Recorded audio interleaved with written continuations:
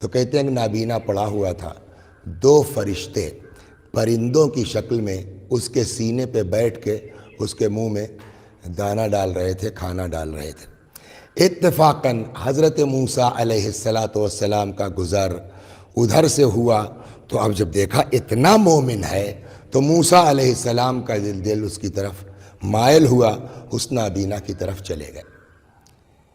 نابینا کو اندازہ ہوا کوئی ہے، کون؟ کہا میں موسیٰ نبی خدا۔ یا نبی اللہ کہاں تشریف لے جا رہے ہیں؟ کہا جا رہا ہوں طور پر مناجات کے لیے۔ اور یہ بات واضح ہے کہ موسیٰ علیہ السلام کے القاب میں کلیم ہے، کلیم اللہ۔ یہ جب مناجات کرتے تھے تو ان کو خدا کی طرف سے رپلائی آتا تھا، جواب آتا تھا۔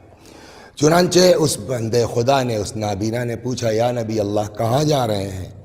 فرمایا طور پہ جا رہا ہوں اللہ سے مناجات کے لیے۔ تو کہتا یا نبی اللہ ذرا میرے بارے میں بھی پوچھئے گا کہ اب یہ دیکھیے اگر ہم اور آپ ہوتے اور ہم کو اور آپ کو ایسا چانس مل جاتا تو ہم کیا پوچھواتے خدا سے؟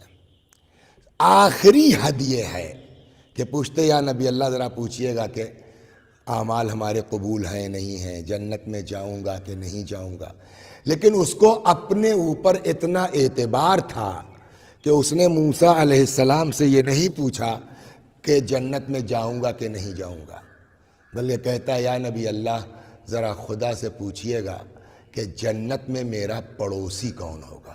تو اس کا مطلب کہ اس کو بھی اپنے اوپر اتنا اطمینان تھا۔ اچھا سیدھی سی بات ہے کہ جب آدمی خود دیکھ رہا ہے کہ فرشتے آ کر کے میرے جسم پر جو ہے سینے پہ بیٹھ کے مجھ کو دانہ کھلا رہے ہیں، مجھ کو کھانا کھلا رہے ہیں، یہ بات زیادہ ادھر ادھر نہ جانے پائے کہ ہم کو اپنے عمل پر بہت مطمئن نہیں ہونا چاہیے کہ ہماری تو نیکیاں یہ ہیں لہٰذا ہم جنت پکی ہے، لہٰذا ہم تو بالکل بہشتی ہیں۔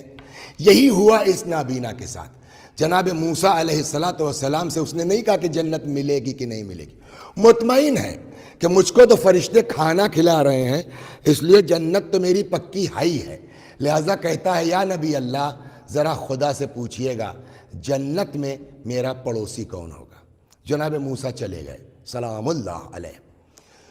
خدا سے دعا مناجات کے بعد پلٹنے لگے، آواز قدرت آئی موسیٰ میرے بندے نے تم سے کچھ پوچھا ہے؟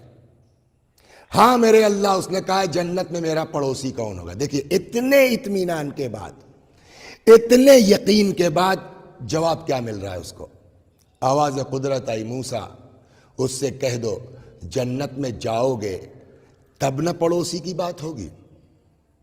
موسیٰ علیہ السلام واپس آئے، وہ نابینا موجود ہے۔ خود موسیٰ علیہ السلام کو یہ غیرت آ رہی ہے کہ اس کو کیسے بتاؤں کہ تجھ کو جنت میں نہیں جانا ہے، تو بہشتی نہیں ہے۔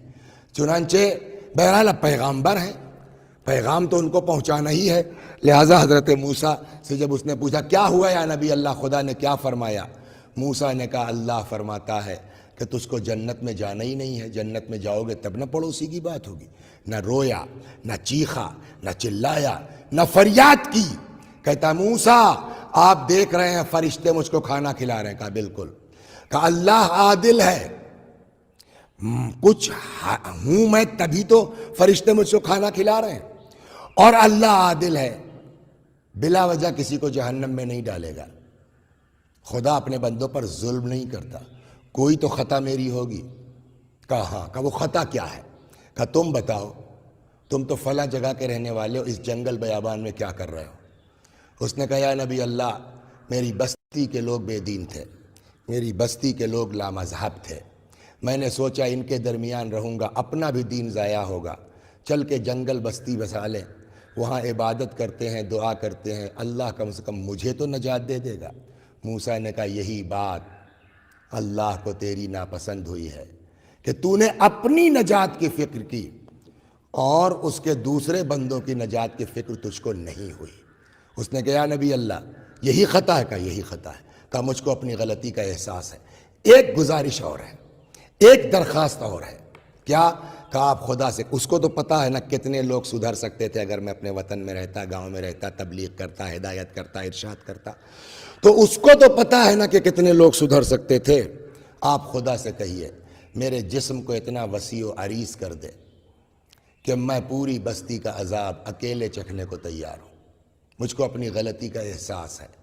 موسیٰ علیہ السلام واپس آئے، فرمایا اب تیری جنت پکی ہے۔ اس نے کہا یا نبی اللہ میں نے تو ابھی کوئی کام نہیں کیا، یہ اچانک کیسے؟ کہ تیری نیت بدل گئی ہے، کل تک تجھ کو صرف اپنی فکر تھی، آج اللہ کے دوسرے بندوں کی بھی فکر ہو گئی ہے، اس لیے اب تیری عبادت بھی قبول ہے، تیری ریاضتیں بھی قبول ہیں۔ اس واقعے سے کیا سمجھ میں آیا؟ اکیلے مومن ہو جانا یہ ہنر نہیں ہے، اکیلے متقی ہو جانا یہ کافی نہیں ہے، جب تک کہ اپنے ساتھ ساتھ انسان اپنے اہل و عیال کی نجات کی فکر نہ کرے۔ یہی بات قرآن کہہ رہا ہے، جو اتنے دن سے آیتیں پیش کی جا رہی ہیں، تلاوت کی جا رہی ہے۔ یا ایھا الذین آمنوا، اے صاحبان ایمان، قوا انفسکم، بچاؤ اپنی جانوں کو، اپنے نفسوں کو، واہلیکم، اکیلے نہیں اپنے اہل و عیال کو بھی، جہنم کے اس آگ سے جس کا ایندھن انسان ہے اور